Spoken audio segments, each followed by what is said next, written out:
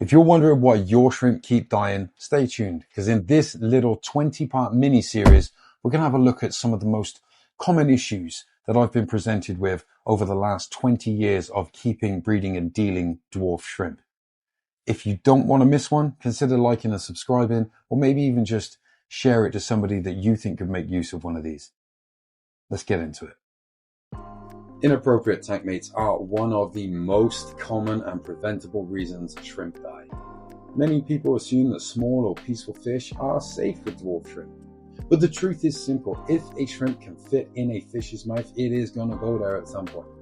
Even tiny fish, ember tetras, little rasboras, CPDs, guppies, little endlers, they will all pick off baby shrimp, they will stress out the adults, or spend all day harassing them. But direct predation isn't the only problem. You see, many fish will outcompete shrimp for food. Shrimp are slow. They're cautious grazers, while most fish are pretty fast, even aggressive feeders. In a mixed community, shrimp often end up underfed, especially your shrimp that babies. They need constant access to tiny food particles and biofilm. Without it, they will slowly disappear. Other shrimp species can also cause trouble. Larger or more aggressive shrimp such as amanos, macrobrachium, not that you would ever keep those together, or even some larger caridina. They may outcompete or, in some extreme cases, attack smaller neocaridina or crystal shrimp. Mixing species without understanding their behavior can lead to injuries, stress, and unexplained deaths. Even if the fish don't actively hunt the shrimp, the constant pressure and stress of sharing that space with fast-moving, food-hungry tankmates, well, it weakens the shrimp's immunity over time. It reduces breeding. And stress, well, that's enough to kill shrimp. The safest setup for dwarf shrimp will always be a species-only tank, or with a tank of carefully chosen snails, maybe, or just microfauna. Giving shrimp a peaceful environment with no predators, no competition, and no stress is one of the easiest ways to guarantee their survival. It will also encourage breeding. After all, nobody wants their kids eaten. I'll see you in the next one. Bacterial and parasitic infections are some of the most dangerous threats to your little shrimp. Thing is, they often look simple on the surface when they're actually much more serious. These little problems that are big problems can weaken your shrimp quickly. They'll spread fast, and they'll cause deaths that seem pretty random unless you know what you're looking for. Now, one of the most recognizable infections, probably in the entire hobby, is Cladogonium opicinae, often called clad or sometimes referred to as green fungus. Allobiopsidae. It forms a bright green mass under the shrimp's pleon and behaves pretty much like a parasite. Once it takes a hold, survival of the shrimp is very unlikely. Clad almost always requires proper medication, and depending on where you are in the world, depends on what is legally available for you. Salt alone, I've never had success with. Then there are these white fungus problems, which are usually not fungus at all. Vorticella appears fluffy, cotton-like, little white patches all over the body. Scuteriella japonica looks like small, thin, white stick-like worms. They're generally around the carapace or the gill area. Now, both of these are far less deadly than clad, and salt generally does treat it, either salt baths or a little bit of salt in your tank with them. Finally, there is muscle necrosis. It's pretty rare, but it shows up as milky or opaque white patches. Normally starts at the tail, but then ends up all over the body. It's caused by severe stress, temperature shock, low oxygen, or just internal infections. Shrimp with advanced necrosis, they don't recover. I've seen sellers label these as snowball shrimp or ivory shrimp when they're just doomed. These infections thrive in unstable, overstocked, poorly maintained tanks. Prevention: stable water, good oxygenation, low bacterial pressure, which we'll get to in another one if we haven't already. Early identification and the right treatment can protect your colony before the problem. Bacterial pressure is something many shrimp keepers have never heard of, but it's one of the most important and most overlooked factors in shrimp health. Your breeder should know all about it. Every aquarium has bacteria, and that's normal. But when the bacterial load becomes too high, it creates what we call bacterial pressure. This means that the water is so full of bacteria that the shrimp's immune system is constantly fighting against it. Overstocking is probably the most common cause. When a tank has too many shrimp, there's more waste, there's more leftover food, and more organic material breaking down. All of this feeds bacteria, causing the population to explode. Even if your water looks clear, the bacterial density can overwhelm the shrimp. High bacterial pressure weakens them over time. It's a slow process. It stresses their immune system out, makes them more vulnerable to infections, and it can trigger molting problems. The water may also become low in oxygen because bacteria consume oxygen when they multiply. The more you've got, the less oxygen you've got. Shrimplets and older shrimp are usually the first to die from this, but eventually the whole colony can be affected. In extreme cases, shrimp die seemingly at random with no clear signs, but often it's because the bacterial load is simply too high for them to cope with. The solution? Reduce your stocking. Improve water changes. Avoid overfeeding. And try to keep the tank clean. Good biofilm and healthy bacteria are important in a shrimp tank, but too much, well, it'll kill you. Balance is everything.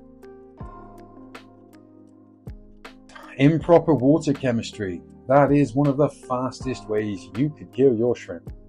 You see, dwarf shrimp, your neos and your carodinas rely on stable water parameters. GH, KH and pH don't change that much where they come from, and although whilst temperature does, sudden swings in any of that might not look dramatic to you, but it can shock their system, disrupt their molting, weaken their immune response, and even lead to rapid deaths.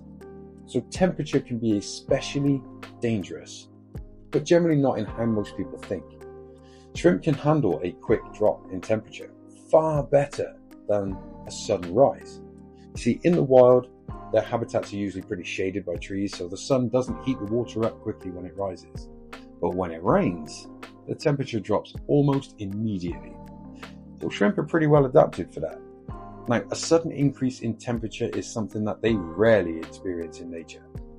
Warm water will speed up their metabolism, it will reduce oxygen levels, it will increase bacterial activity, and it will also push their tiny little bodies harder than they're built to handle.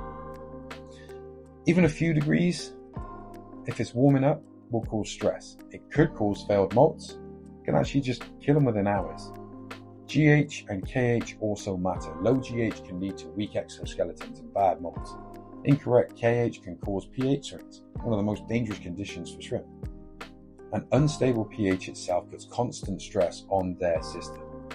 Shrimp don't need perfect numbers, but they do need stability. Keeping parameters consistent and avoiding sudden changes is the key to keeping them alive and thriving.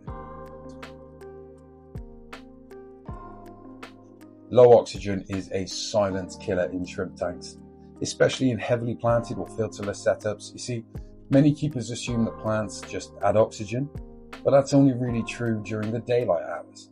At night, plants actually consume oxygen.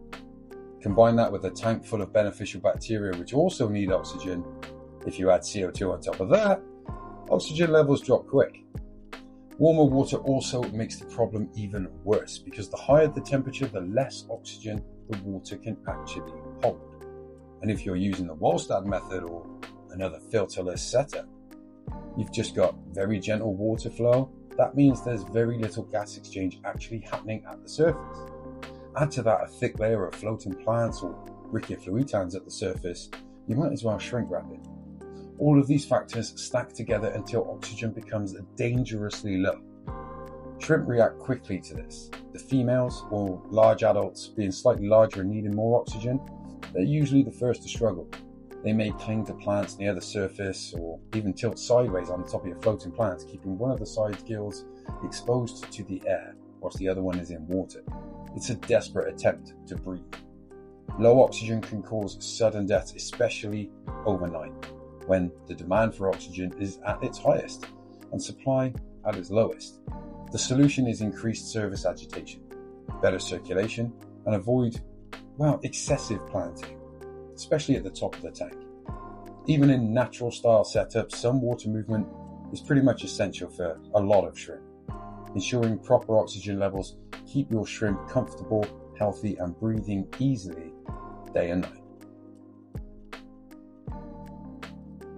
Improper acclimation is one of the easiest ways to lose shrimp. It happens far more often than most keepers realize. See, shrimp are incredibly sensitive to changes in even the smallest amount of water chemistry. Small changes in GH, KH, pH, or even just temperature can shock. That's why the drip method is one of the safest ways to acclimate your shrimp. Use a simple piece of airline tubing with a valve at the end, drip water from the tank into their container at about 1 to 2 drops per second. This slow, steady adjustment gives the shrimp time to adapt to the changing parameters. It doesn't stress them out. What many people don't know is that shops and wholesalers often don't acclimate shrimp properly themselves. They don't have time. They get shipments in, dump the shrimp quickly, and move on. Not because they don't care, but because they simply do not have the time to do it. Maybe they don't have the staff. That means the shrimp you see for sale might still be recovering from transport stress or parameter shock.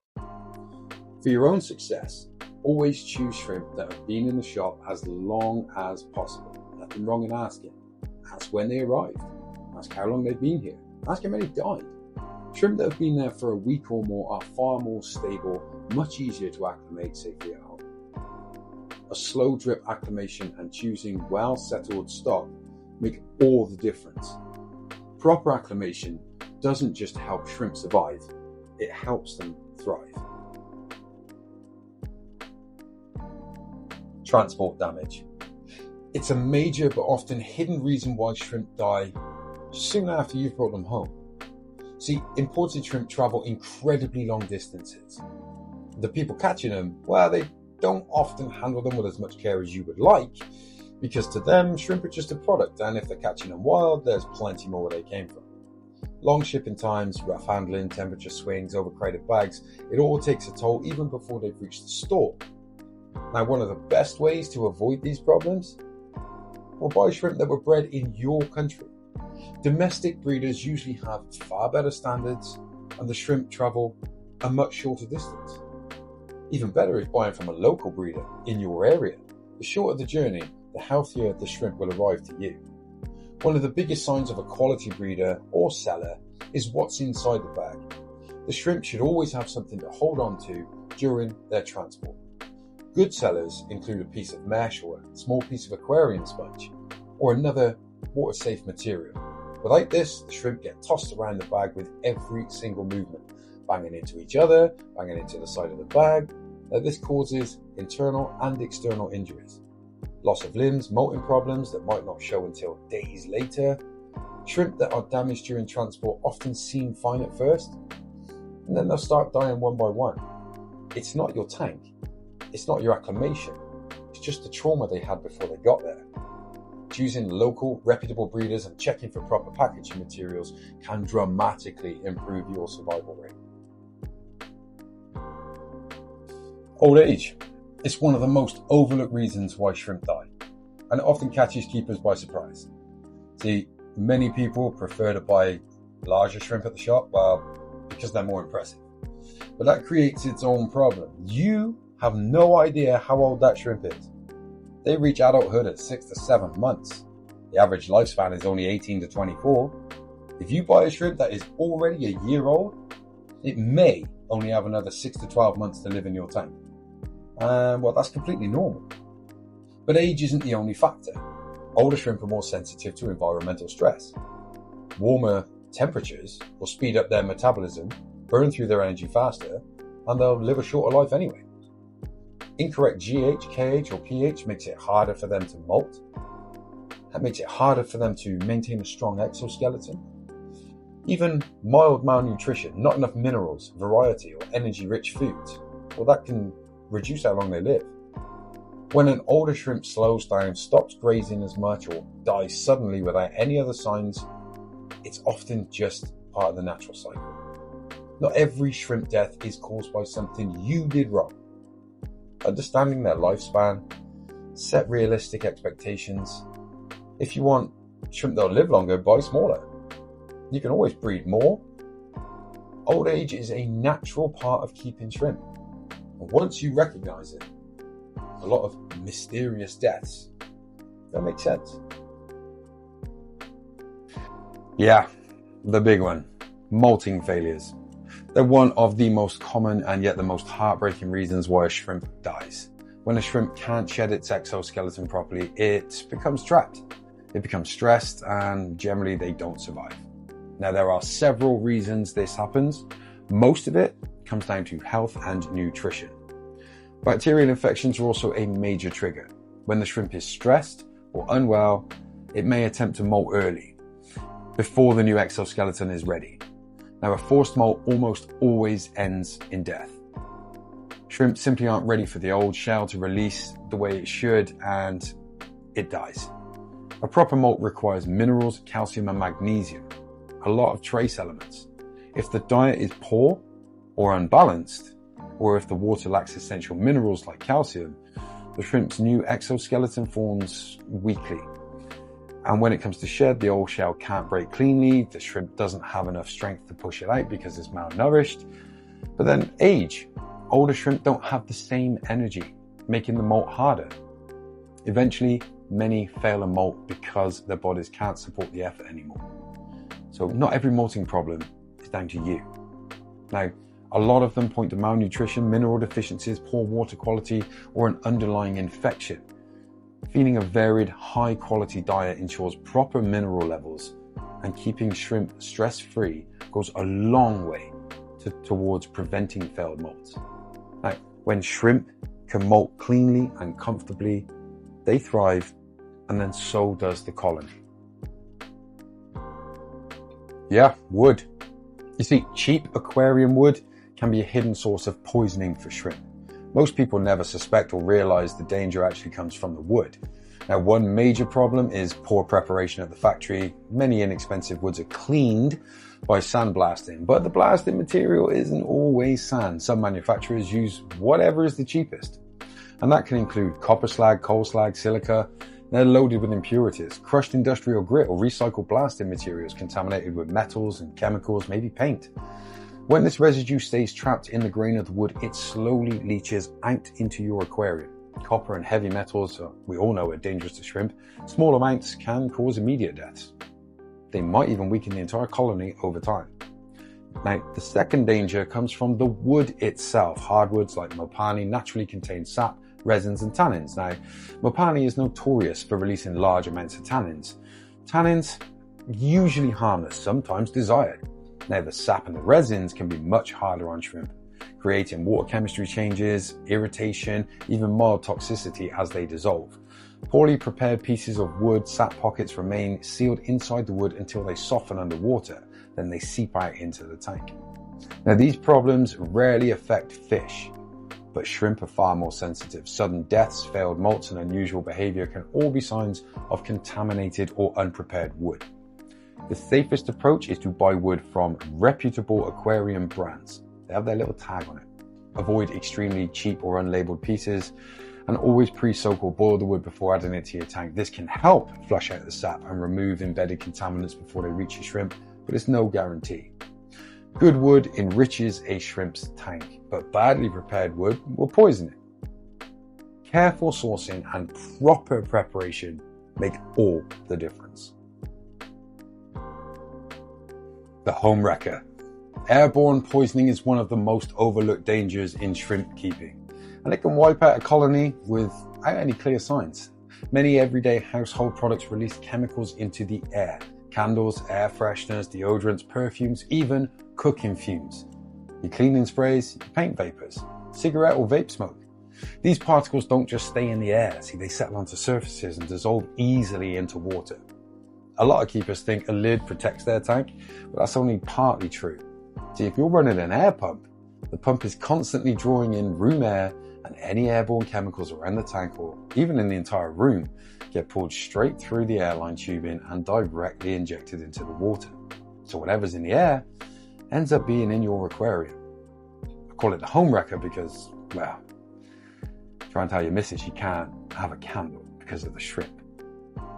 You know, even a tiny amount can cause stress, failed molts, sudden unexplained deaths, and because the contamination is invisible, most people never suspect it.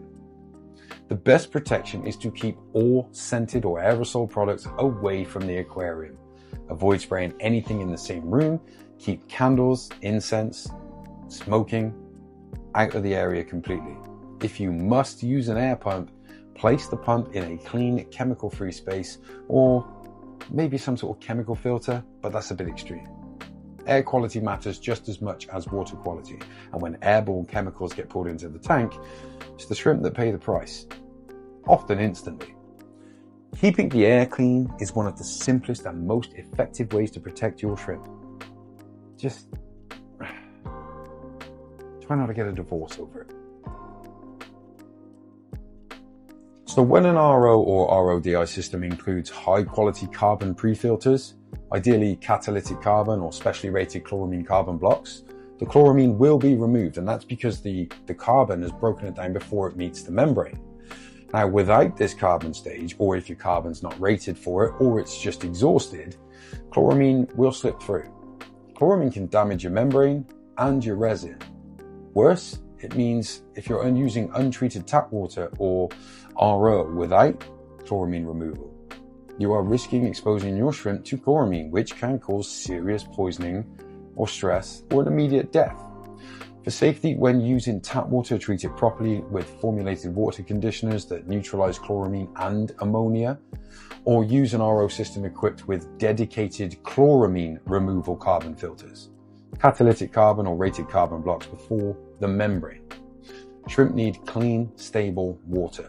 Removing chloramine correctly, not just assuming RO does it, is essential to avoiding instant deaths. Feeding vegetables to shrimp can be fun, but it can also be a hidden source of poisoning if the vegetables just aren't prepared correctly. See, many store-bought veggies, they've got residues of pesticides, fertilizers, even wax coatings on them. These chemicals are safe for humans in small amounts, but these tiny little sensitive shrimp, even a small amount can cause a sudden death. Now, some vegetables simply aren't suitable for shrimp at all, especially ones with strong oils, spices, or compounds. That's your avocado out, but even ones that have high cellulose. But zucchini, cucumber, broccoli, carrots, pumpkin, they can all be unsafe if they're not prepared correctly. The first step is always thorough washing. Rinse it under the cold water, but if you can peel it, do it. Most of the pesticides sit on the outer layer. Now for leafy greens, just remove the outside leaves. If you want to make it dead safe, you've got a few preparation options. A lot of people blanch, briefly boiling it and then cooling it softens the vegetable so the shrimp can graze on it and it won't float away. It also helps remove some of the chemicals, especially the waxes. Now freezing breaks down the fibers in the cell walls and makes it softer once thawed. Shrimp don't need much, but they do need food that's clean, simple and safe. A little preparation goes a long way against accidental poisoning. Wash well, peel when possible, boil it and freeze it if you can't do those. Do all this and you'll give your shrimp a healthy, chemical-free treat that they can enjoy. The big one. Planaria are one of the most feared pests in shrimp tanks, and for good reason. They can and do kill shrimp. These flatworms are small, soft-bodied, and usually white or light brown. The easiest way to recognize them is by their distinctive triangular hammer-shaped head and the smooth way they glide across the glass or substrate. Now, Planaria become dangerous when they multiply. They're opportunistic feeders, and while they're not fast, they're patient. They'll attack freshly molted shrimp, weak shrimp, or newborn shrimplets that can't defend themselves. Planaria latch onto soft tissue and feed, causing death that, well, they look mysterious because it's from the inside out. They thrive in tanks with excess food or poor maintenance, so avoiding them really starts with prevention. Don't overfeed, keep the substrate clean, and quarantine new plants or decorations that might carry the eggs. Once Planaria get established, they're difficult to remove. They reproduce quickly and they can regenerate from a tiny fragment. Now, one natural helper, Claire Helena, the assassin snail, in my experience, is excellent at reducing Planaria populations. They hunt them down slowly but consistently. Over time, they can significantly cut back the infestation or eradicate it. Keeping Planaria out comes down to good habits, clean tanks, careful feeding, and smart livestock choices. They may be small, but they can cause big problems for shrimp. So spotting them early and acting fast, it makes all the difference. A surprisingly common issue of shrimp death is something most people never even think about. Poisons transferred from your own hands. Shrimp are incredibly sensitive, and even tiny traces of everyday substances can be lethal. Think about what your hands touch throughout the day. Fuel pumps, especially diesel nozzles, they always leave behind an oily residue that will cling to the skin. Household products like moisturizers, soaps, conditioners, hair products and cleaning sprays all leave these invisible films. Even a small amount that you can't smell or feel is enough to sometimes poison a tank. When you work inside the aquarium adjusting plants, moving decorations, even feeding or doing a water change, these residues wash straight off your hands and are absorbed quickly, and the result can be sudden death, failed molts, or strange behavior that seems to have come out of nowhere. The scary part is you usually won't even realize what happened because the contamination is invisible. One quick hand in the tank after filling up the car or using hand lotion, won't do anything. Protecting your shrimp is simple. Always wash your hands thoroughly before touching the tank and rinse off soap completely. If you've been handling anything questionable, fuel, chemicals or scented products, use gloves if you want, but avoid putting your hands in the tank. Shrimp don't tolerate contamination, and the smallest trace can spell disaster. Clean hands mean a clean tank, and clean tanks, they keep shrimp alive. Okay, the big one. One of the biggest mysteries for new shrimp keepers is, why do my baby shrimp seem to disappear? Now, the truth is, most of the losses don't come from predators or water issues. They come from a lack of food, especially during the first few weeks of life. See, baby shrimp are tiny, and they don't move far from where they're born. They're actually kind of territorial, so if all the food is landing in one spot, the strongest juveniles, well, they'll get fed whilst the weaker ones simply starve. And because baby shrimp need to eat constantly, even a short period of time without food can be fatal. In many tanks, the adults will do fine, but the babies fade away simply because there isn't enough fine, accessible food. And that's why powdered foods and biofilm supporting foods make such a massive difference. See, the powdered foods, they spread throughout the entire tank so every baby can find something to eat no matter where it's being born. Biofilm foods help grow a natural layer of microorganisms on the surface, giving babies an endless, safe 24/7 food source. So when you provide the right kind of food, small, frequent and spread evenly, kind of like Deliveroo, you dramatically boost survival rates. The more surfaces covered in biofilm and the more accessible particles in the water, the more babies will make it to adulthood. If your baby shrimp keep disappearing, it's rarely a mystery. They're starving quietly. And a little powdered food and a strong biofilm, well, that can turn a struggling colony into a thriving one. This is why these two powdered foods are created. It is a Deliveroo service. Get food to the babies because the babies won't come to the food. Botanicals. They can add a beautiful natural look in a shrimp tank, but they are also a hidden source of poisoning, especially when they're collected from the wild. Many hobbyists grab leaves, seed pods or branches from the outside, not realizing these materials can carry dangerous contaminants. Anything collected near roads is coated in traffic film, a mix of tire dust, heavy metals, oil residue and brake particles. These substances might seem invisible, but once they're submerged in your aquarium, they begin to leach into the water. Shrimp are extremely sensitive, and even tiny amounts can cause them stress, failed molts, or sudden death. Botanicals picked from parks, fields, or farmland bring another risk: pesticides and herbicides. These chemicals can cling to leaves and bark long after spraying. When they enter a shrimp tank, they can wipe out a colony in very quick order. Even botanicals from your own backyard can be unsafe if you're near treated grass, garden chemicals, air pollution, and since decomposition releases compounds into the water, contaminated botanicals become even more dangerous as they break down. So it might not always be immediate. Now, to keep shrimp safe, avoid collecting botanicals from roadsides, public parks, sprayed areas, or anywhere you cannot guarantee it is chemical free. Use only trusted aquarium-safe sources and always boil or soak botanicals before adding them. Introduce them slowly to the tank so the water can adjust. Botanicals can enrich a shrimp tank, but only when they're clean and safe. One contaminated leaf is all it takes to poison an entire colony. It's not AC/DC, but dwarf shrimp are incredibly sensitive to heavy metals.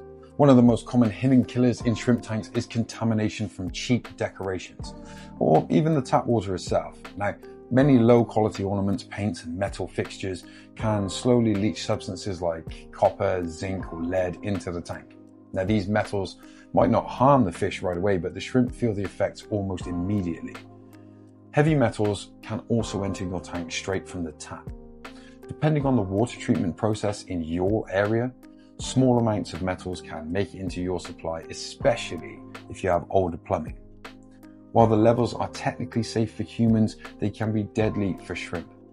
The metals, they interfere with their ability to molt, they damage their organs, and they cause sudden unexplained deaths. You might see shrimp acting strangely, swimming frantically, lying on their sides, or dying off one by one with no clear cause. When this happens, it's often heavy metals. To protect your shrimp, always avoid using cheap or unbranded decorations. Use aquarium-safe materials only, and if you rely on tap water, treat it with a conditioner that neutralizes heavy metals like Chem Prime. Maybe use remineralized RO water for complete control. Heavy metal poisoning is silent. It is preventable. With the right precautions, you can have your shrimp a safe and stable environment. Most aquarium plants you buy are grown immersed, and that means they are grown out of the water on these large plant farms. Now, to keep these plants looking perfect, the farms will often use strong fertilizers, pesticides, and anti-snail chemicals. These products are completely safe for the plants, but extremely dangerous for ornamental shrimp. So when you come along and you place these plants into your aquarium, the chemical residue stuck to the leaves that keeps them looking so good, it dissolves into the water pretty quick. And for the last time, shrimp are incredibly sensitive, and even tiny amounts of these substances can cause sudden deaths, failed molts, stress, even just a slow population decline. Sometimes it happens so quickly though, that it feels like it came out of nowhere. Now, the good news is you can prevent it. Always rinse your new plants thoroughly, soak them for a day or two, put them in a tank with water changes. Use a plant-safe decontamination dip. If you want the safest option, choose in vitro tissue cultures, which are grown without pesticides. If your shrimp mysteriously die after adding new plants, it's usually not a mystery at all. It's chemical residue. A little preparation goes a long way in keeping your plants vibrant and your shrimp healthy. Now, it's worth saying that a long time ago, the big names in our industry, Denale, Tropica, and that's why we've partnered with Tropica, they stopped using harsh, non-shrimp friendly chemicals a long time ago. So the time you need to be aware is when you've got that deal which is too good to be true from a name or no name that you haven't heard of before. Just think twice. Overfeeding is one of the most common hidden causes of dwarf shrimp deaths. It's especially dangerous for your Caridina shrimp, because Caridina are so more sensitive than Neocaridina. Sometimes an extra little pinch of food can start a chain reaction of problems just because their water can't handle it. See, when too much food goes into the tank, if not all of it is eaten, the leftovers break down and release ammonia, which would normally be handled by nitrifying bacteria. Nitrosococcus, Nitrosomonas. But Caridina are kept in such low KH, generally under 1, nitrifying bacteria struggles to survive. With such a weak buffering system, even the beneficial bacteria can't keep up, and, well, ammonia and nitrite can rise a lot faster than you'd expect. This is why overfeeding hits Caridina keepers so much harder. The chemistry of their preferred water makes the whole system much more fragile. A small amount of extra food can lead to bacterial instability, parameter swings, and then sudden toxicity that Caridina simply can't tolerate. Now, Neos, on the other hand, well, they just do much better all round. Better in higher KH environments, which supports stronger bacteria colonies. It supports a more stable cycle, so far more forgiving when minor overfeeding mishaps happen. You see, that's one of the reasons they're considered better for beginners. They don't just collapse from a simple overfeeding mistake. The tank size does also matter. So setups of more than 10 US gallons helps dilute the water better for Caridina keepers. Overfeeding is still bad, but it's not instantly catastrophic. In smaller tanks, like 18 litres, everything changes faster. Leftover food becomes dangerous a lot more quickly. Shrimp rarely die from the food itself. They die from the uneaten food that fouls the water. Feeding lightly, letting the colony graze, and protecting your beneficial bacteria goes a long way to keeping healthy Caridina. Neos, you can be a little bit more slapdash. Now, this is where our foods come in. This one says Neo Caridina on the top. This is a powdered food, and this is great. It's great for all shrimp. However, because it's a powder and it is designed to spread completely all over the aquarium to feed the babies, you have to be very, very good at what you're doing when you use powdered foods with Caridina shrimp. These two, which were initially created so that you can view your shrimp properly, check for diseases, check if any of them are buried or pregnant, they gather the shrimp to them. The Caridina keepers, they much prefer to feed like this because one very nutrient-dense pellet is much easier to remove if the shrimp don't eat it all. With a powder, as great as this is, and as great as the extreme protein that goes along with this is, it's just not as easy for you Caridina keepers. So let's leave this one to the Neos unless you really know what you're doing. And you guys, come and pick up Sarah's and Iris. This has been the 20-part mini-series. Maybe we'll have an extra one afterwards, because some of these are basic and some of these you wouldn't have known. But there's definitely a couple that we haven't covered. Slightly more outliers. I don't know. Let me know what you think, and maybe we'll do another series in the future. Thanks for watching.